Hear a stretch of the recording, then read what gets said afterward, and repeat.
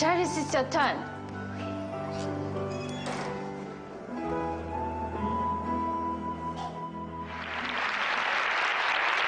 Cherise traveled 8,000 miles on a 15-hour flight to be here today, singing I Have Nothing by Whitney Houston. Please welcome 15-year-old Cherise Pimpinko.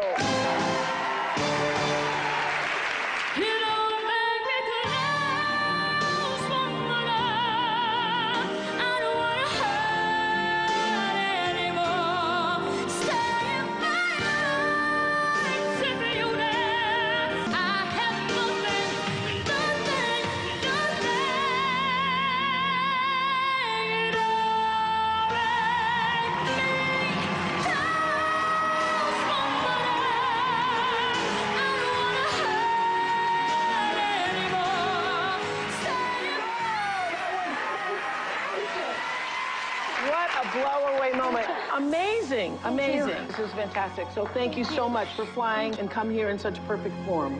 May I dry your tears?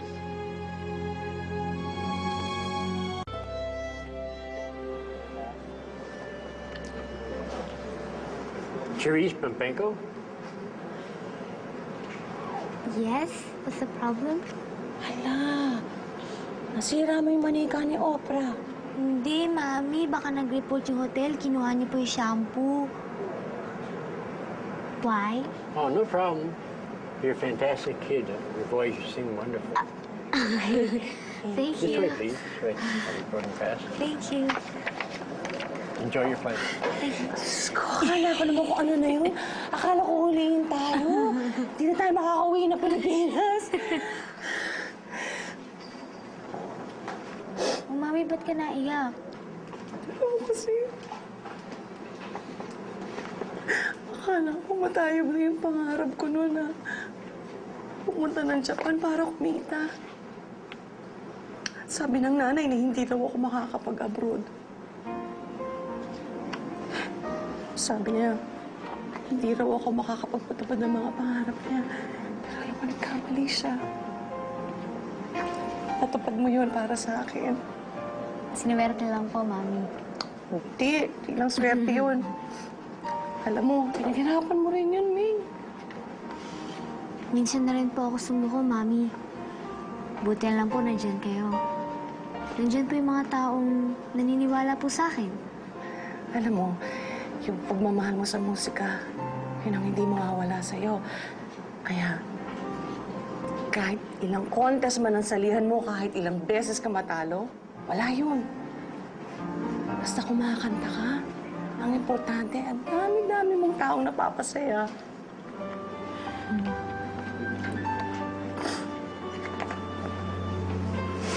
Excited na po ako umuwi.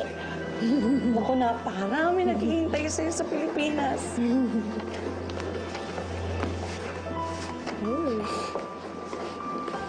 Ito pong song na to ay para po sa lahat ng mga tao na sumusuporta po sa akin.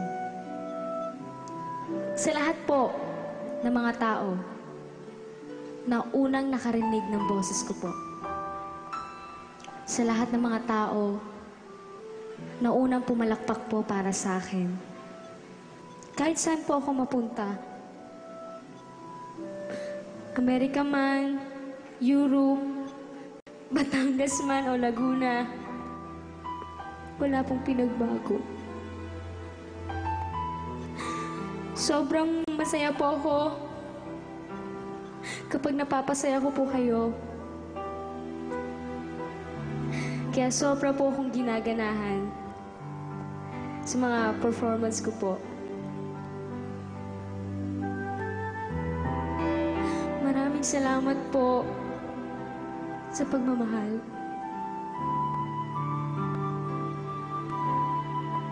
At mahal na mahal ko rin po kayo para po sa inyo to.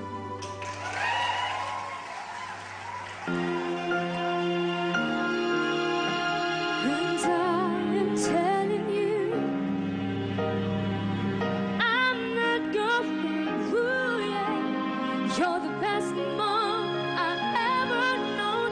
There's no way I can ever go, no, no.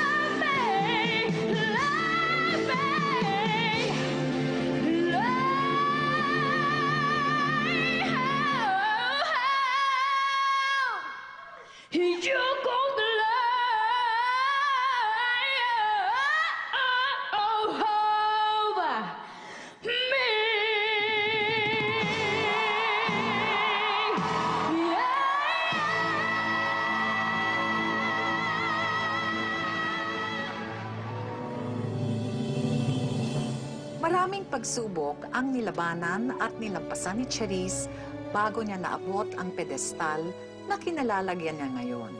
At hindi niya mararating ang bawat tagumpay na ito kung hindi dahil sa mga taong naniwala sa kanya at nagbigay ng pag-asa. Mula sa iyong mga kapamilyang Pilipino, lubos kaming natutuwa at nagmamalaki sa iyo, Charisse.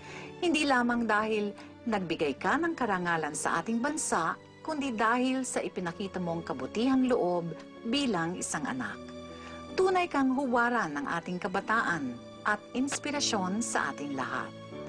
Ito po si Charo Santos. Magandang gabi po, mga kapamilya.